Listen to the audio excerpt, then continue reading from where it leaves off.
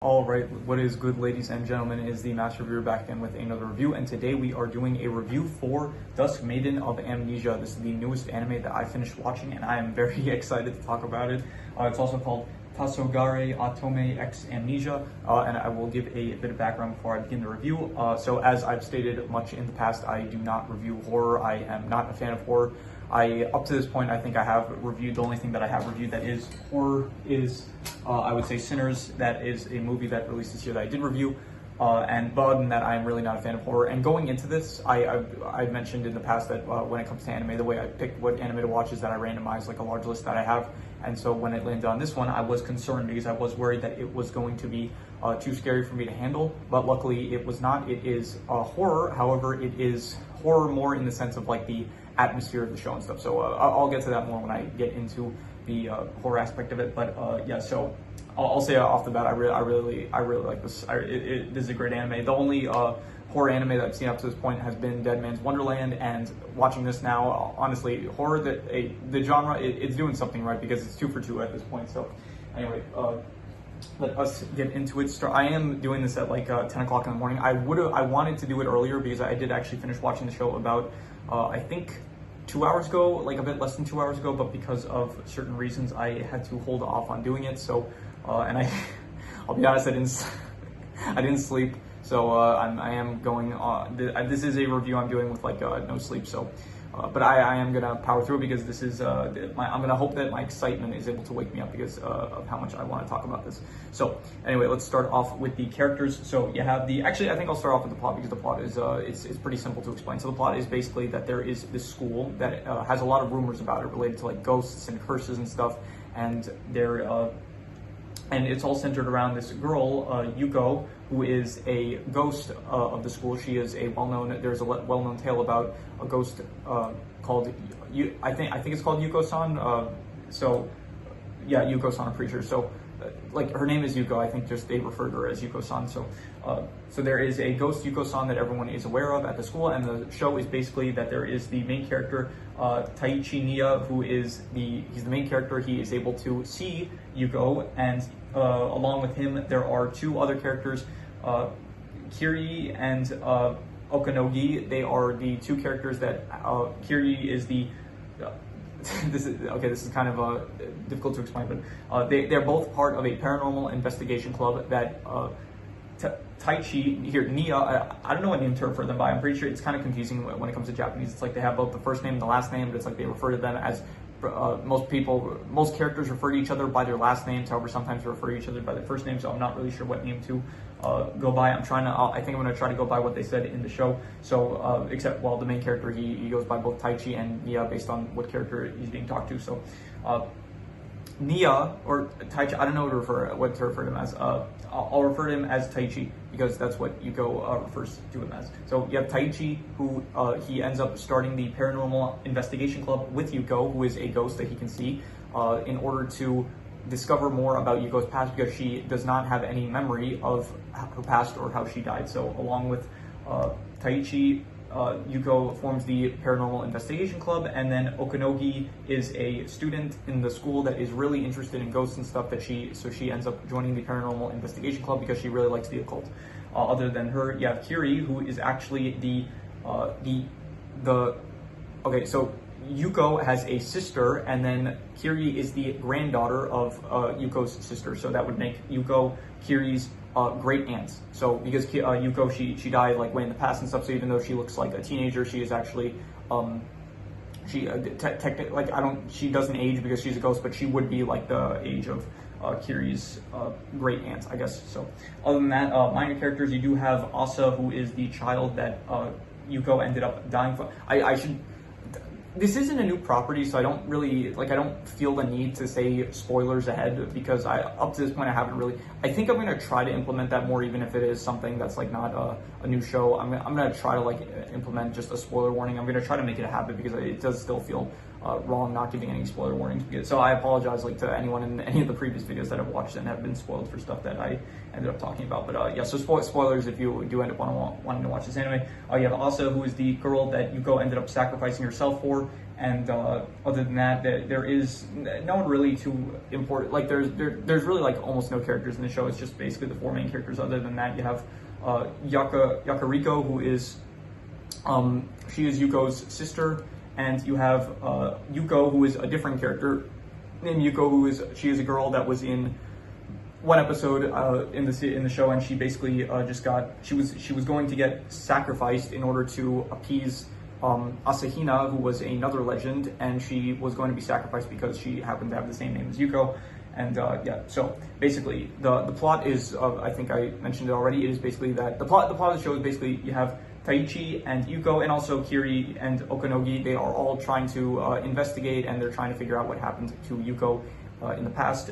Taichi and Kiri, they can both see Yuko because they are aware of her presence. However, for some reason, I don't really understand why, it's not really explained too well, but Okanogi, she can't see Yuko, and it's explained that like in order to see Yuko, you need to be aware of her presence, but it's kind of weird because like Okanogi seems to be out of all of them like the one that's like most familiar with like the occult and stuff, and the one that like is most knowledgeable on this kind of like territory, but for some reason she isn't aware of Yuko's presence, even though she does know about Yuko and stuff. So it's kind of weird how that works, but yeah, so in terms of the plot, I really liked it. It was great. You had they were trying to solve like the mystery of what happened in Yuko's past, and it turns out Yuko, there was a plague that ended up happening at the time that Yuko was alive, and it was very bad. It infected it was like a epidemic. I don't know the difference between an epidemic and a pandemic. I think pandemic is like maybe more large scale. So there was an epidemic, and it ended up causing like a lot of people in Yuko's town to get sick. And eventually the elders were like, okay, we built a school on an ancient shrine, so this is like, we're being cursed because of it. So then they were planning to sacrifice Asa, but then they end up sacrificing Yuko because she ends up like kind of she finds out that they're planning to sacrifice Asa. She goes to the school where it was going to happen, and then she ends up getting sacrificed instead. So they throw her down a flight of stairs, and then she breaks her leg, and then she ends up dying, which is very sad. And they do have like Taichi, he sees the backstory and stuff of it and stuff, like because he does end up so Yuko turns into a ghost, and then she has a split personality disorder where she tries to forget the painful memories of her death. So she ends up creating a alternate version of herself, which is like it's called Dark Yuko, who is the one that ends up she's basically the personification of all of Yuko's like bad memories and all of her negative personalities and stuff. So and by the end of the show, it is you have finally Taichi, he is able to he's able to help Yuko reconcile with her like negative emotions and her memories and stuff, and then eventually she combines back together with her dark self, and then you have it goes from really sweet to really bittersweet to really sweet again, because you have at the end you have, okay, actually, you know what, I'm gonna hold off on this. I'm gonna speak about this specific part more so in one of the what do you call these, in one of the ranking things that I'm about to character, plot, setting, that thing, whatever you call that, I don't know, criteria, in one of the future criteria, I say future like it's going to be in a future video, in one of the following criteria that I have not gotten to yet at the moment, and so I'm just going to, for now, give the plot. I'm going to give the plot I'll say the overall plot, I will give I'll give it a 7.5. I'll say it was very good. There are like, it's 12 episodes, and there is some like filler stuff here and there, but I'm rating this, just all the plot in general, I would say it is very good and stuff. So yeah. In terms of the characters, you have Taichi Nia, who is a good lead. He's the lead. He ends up dating Yuko and stuff because he ends up in towards the I want to say 8th episode or 9th episode, he ends up confessing his love to Yuko and stuff, and then they start dating and stuff, which is very nice, very sweet. And Kiri, she is they're Taichi is the main character, Yuko is the ghost, and they're dating. You have Kiri and Kiri is the one that's like kind of she's more I don't know, rebellious, I guess. Like she's the one that's like more upset, like the straight character, I guess. The one that's like calls out people for stuff, that kind of character. So she's good. You have Okanogi, who is the one that's like very much into the occult and stuff. And so all the characters are good. I would say all the characters are. I will go between an 8 to an 8.5, honestly. I would say between great and amazing. I really liked all the characters. It's only those 4 like characters really. There's no one else really to mention. But even so, I'm going to give those 4 characters. I'm thinking between an 8 to an 8.5. I'm going to be harsh and just give it an 8. So yeah, in terms of the settings, this is probably one of the weakest parts of the show. Though the setting, it is very much, it has like a horror atmosphere, and it does have like a lot of like dark, dreary areas with like red like tones to a lot of the shots that they have in this anime. So I will say it works for the purpose of like establishing like a horror setting and stuff. It's also like it takes place at the school basically that Yuko ended up dying at, and it's a very confusing layout. It's established and stuff. So it's all, I would say, I'll give the setting. I'll give it. It works for the purposes of the show. It's just not like personally like I would choose other settings over like a horror setting. So, but because it works for the purpose of the show, I'm going to give it a. I'll say a. I'm thinking between a 6.5 to a 7, and I'm going to be generous. I'm going to give it a 7. I'm going to say it was a pretty good setting, even though just personally like it is horror. So I would prefer like, you know, it's a personal bias I have against like horror stuff. So anyway, the art style, the art that here, I remember to write it down because I accidentally in the interviews with Monster Girls review that I did, I accidentally forgot to mention the art style, which I was upset about, and I ended up leaving a comment to like correct myself. I ended up adding it there, but I don't want to. I'm trying not to do it again, so I'm trying to remember to include the art style. And honestly, I would give the art style, I would say, I would give it between, once again, between an 8 to an 8.5. I don't think I would give it an 8.5. I think I would give it an 8. I thought it was a great art style. I really liked it. It worked well. I think the mystery aspects, I will say, I'll give it a. I wasn't too interested in the mystery. It's like when it was there, it was like okay. I was paying attention to see what would happen. The mystery is just basically like what happened to Yuko, like how did she die basically, and then they do reveal like some plots about like Yuko, like they reveal about Asahina-san, who was like a legend that they made up in order to have an excuse to sacrifice Yuko. You had the cursed stone and stuff, and you had like it all ends up tying back together and stuff. The pandemic, the epidemic and stuff. It's like they throw out all these elements, and then they do end up coming all together, like for the like it all ties into the mystery of it. So. But the mystery, I don't know, mysteries they're just like not my favorite. Not that they're not, like when they're utilized well, they can be really good. It's just this one I wasn't too like I've seen better mysteries I guess than this, and it didn't exactly like it was good. It wasn't the highlight of the show, I would say. So I would give the mystery I'll give it a 6 out of 10. I would say it's honestly between like a 6 to a 6.5. I'm gonna give it a 6. I'm gonna be harsh on this. I'm gonna give it a 6. It was above average in mystery. In terms of the romance, now I haven't mentioned it up to this point. Romance is my favorite genre when it comes to anime. This is I really like watching the wholesome relationships. It's really nice. It is very sweet, and it's one of my favorite things about anime. It's not my favorite genre in general. Like when I watch like movies and stuff, it's like hard for me to like when two actors like they're doing a romance, like I don't buy it as much because it's like I know it's like two different actors and stuff, so it does become rather difficult to buy into it. But when it is an anime or like just an animated show in general, it's much easier because it's like characters that don't have any actors behind them or something that like brings you back to reality. It's like okay, so when you have like Taichi and Yuko when they're in love and stuff, I can buy into it and stuff, and so I like that. It's good. I like it a lot. So and in this one, I love the romance. It was great between Taichi and Yuko, and the final episode was just it was wonderful. I'm giving the romance honestly a 9 out of 10. I'm giving it incredible. I really love the romance between Yuko and Taichi. It was very sweet. It was very wholesome. You have at the end, it's like once they finally figure out the whole thing with Yuko and her past and stuff, and finally Yuko is like once again she's come to terms like with her regrets and stuff.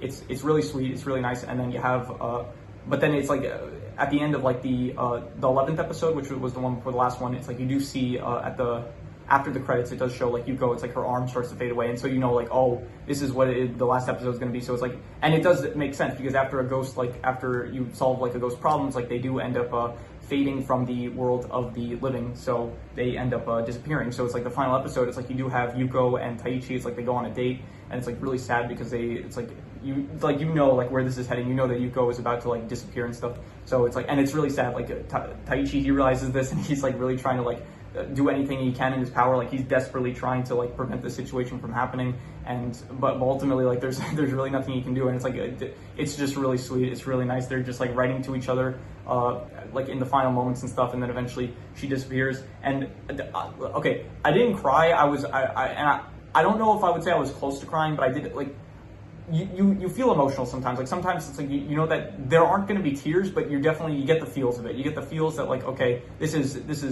it's going down, and it went down here. So yeah, I'll say this. I did. I'm not going to talk about it now. I will probably talk about it in a future video. I cried a total in my life, like genuine, like sadness. I cried a total of that I can remember, at least. It was 1, 2, 3, 4 times. There was at least 4 times that I cried of like genuine sadness that I can remember. I'm not going to talk about it now.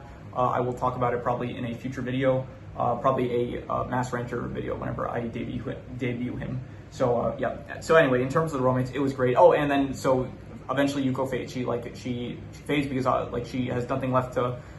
She has no more regrets, so she ends up leaving the world of living. But then it's listen, I don't care if it's like lazy writing or something, or if they just wanted to do this because like they wanted a happy ending. I don't care. I liked it anyway. They ended up at the end. They have Yuko. she reappears, and Taichi is like surprised, like he's like wondering how is it that you're back. And then Yuko ends up revealing that, like, I don't know, their kiss was like so good that somehow they ended up kissing, and then she was like, oh, the kiss was so good that like she couldn't leave the world after that. So I don't know, it's kind of cheap, yeah, but at the same time I don't care. It's wholesome, it's nice, it's sweet, and I liked it. So yeah, and yeah, so romance 9 out of 10 I would give it. So yeah, in terms of the horror / supernatural, I will say so this is where it becomes difficult, because once again, like, it's kind of like a weird not a contradiction, it's like a weird kind of paradox for me, because it's like the better it is, the worse I like it. So it is difficult. So it's like if it would get like a really high score, technically that would mean that it scared me a lot. But if it scared me a lot, then that wouldn't be good for me. So so that's why I'm adding the supernatural element to it. Like, it's horror / supernatural. So that way it's like I can say the supernatural was good, but the horror elements, like I don't know, I wasn't scared of the horror, but I don't want that to like ruin the score, because like ultimately the horror aspects of it, they were good. I guess like the gauge of horror doesn't have to be like how scared you are from it. So I suppose, like, yeah, but I don't know, it still just feels like you're right. Like, oh, the horror was like a 9 out of 10. Like that I feel like that kind of implies that like you were scared of it. So I don't know. Anyway, so the horror / supernatural, I'm going to give it I'm going to go with an 8 out of 10, I'd say. I think that it was, the rules and stuff were pretty well established. I think it was, I thought it was great. I thought that just Yuko as a ghost and stuff, like, that's pretty much the main horror thing that was going on. I thought Asahino was a pretty good detail to add in. Yeah, just 8 out of 10 I would give it. In terms of the worst thing, I don't really know if I would say that there was a worse thing per se. I would probably, yeah, I don't really have a worse thing in mind, so I'm just going to reuse the lowest score, which was the mystery aspect. I'm trying to think, like, just if maybe there was something that I missed that, like, could have possibly been the worst thing, but nothing really comes to mind, so I'm just going to reuse the lowest score, which was the mystery aspect, which was a 6 out of 10, so I'm just going to reuse that. The best thing is definitely, once again, the romance. I really like the romance between Yuko and Taichi. It was just really wholesome, really nice, and it is one of my favorite things about anime, and it was ultimately my favorite thing about this anime. So yeah, I'm gonna give that a 9 out of 10. Some extra notes that I wrote down. I really like the intro, Choir Jail. It was a banger. Really liked it a lot. I didn't mention it in my review for Interviews with Monster Girls, but I did also really like the intro of that anime with I forgot what it was called. It was called Original. It was by Trisale. This one is Choir Jail. I forgot the artist that I forgot the artist, the one that the singer that sings this. So I'll probably mention it. I think I ended up adding it to my playlist. So I will probably in the end of the month music review, I'll talk about the song some more, and I will mention the artist that ended up writing the song and singing it. So what else did I write? I did notice that up to this point, every anime that I did end up reviewing is kind of not a harem, but like so far every anime that I've reviewed up to this point has had like all the female characters attracted to the main character, like Unlimited Fafnir. I get less so with the Irresponsible Captain Tyler, but in that show, like there was a whole episode where it's like all the women just confessed their love to Tyler, even if it might not have been as genuine as they thought. The Irresponsible Galaxy Tyler, I think Azaleen in that probably had a crush on Banjo. What else? Interviews with Monster Girls, that all the female kid, like even though like the feelings were not reciprocated, it's like they kind of had pretty much all of them had a crush on Takahashi. And did I review something else up to this point? It was, what did I do up to this point? Unlimited Fafnir, The Irresponsible Captain Tyler, The Irresponsible Galaxy Tyler, Interviews with Monster Girls. I feel like maybe I'm missing one, but it's not coming to mind at the moment. So yeah. Anyway, and in this one also, like pretty much all the three. Yuko, obviously they're dating. Kiri, she's kind of jealous. She kind of also has a sort of a, maybe it's like less so of a crush. Maybe it's just like she's kind of just jealous of the fact that like Yuko, I guess it feels more like jealousy than maybe a crush, but no, okay, so I remember it was because they're related, so it's like they're basically pretty similar. So she was wondering like, why is it that you choose her over me, because like they were so similar. And Okanogi, she also had a crush on Taichi. So yeah, I mentioned that. I'm mentioning that because I wanted to mention that. I said the ending was great, very emotional, very it really got me really close to crying, like because I was wondering, like, are they going to end up doing a sad ending? And luckily, like, I know it's cheap. I don't care. It's nice. It's a good happy ending, which I always like those. I also did like the philosophical points that are brought up in the show. Like, not really brought up per se, but they do like they do touch on subjects of like fear and like the perception of fear. And it's like sometimes it's like you have this perception of something, and ultimately like your perception could like turn it into reality. Like obviously. It's less so like relatable to like our reality that we live in, because obviously like believe as much as you want, suddenly there's not going to be a ghost that suddenly appears if you believe it hard enough. But if it is it was interesting. It like helped me like think about like my own fears and stuff. It's like, yeah, I'm afraid of horror, but like how much of it is like really how much of it is it really being scary, and how much is it like me just thinking that it's scary and it's like not actually as scary as I'm thinking. Although it is kind of different, because like horror is like meant to be scary, and in the show it was like Yuko, she's not like, people are scared of her even though it's like she's not trying to be scary and stuff like that. So it's a bit different, but I did like that it got me thinking of that kind of stuff. It's always good when a show is able to get me to I don't know, use my brain to think of like some themes and stuff, so that's always good. Anyway, yeah, that is all the extra notes I have, so I am going to do the calculations. So King Crimson. All right, so it ends up coming out to a 7.5, which would be very good, and I would definitely give it higher. I would honestly, I would give it between an 8 to an 8.5, and I think it's the recency bias that makes me want to give it an 8.5. I'm gonna give it between an 8 to an 8.5. I'm not gonna give a specific score. I'm gonna say it's between 8 to an 8.5. It is between great and amazing, and I'm gonna just give it that. So yeah, that is my review for Dusk Maiden of Amnesia. So yeah, if you have any recommendations, any shows, movies, video game stories, anime, anything that you want me to recommend, leave it in the comments and I will maybe possibly check it out. But yeah, with that said, that is pretty much all there is to it, so let's leave it at that.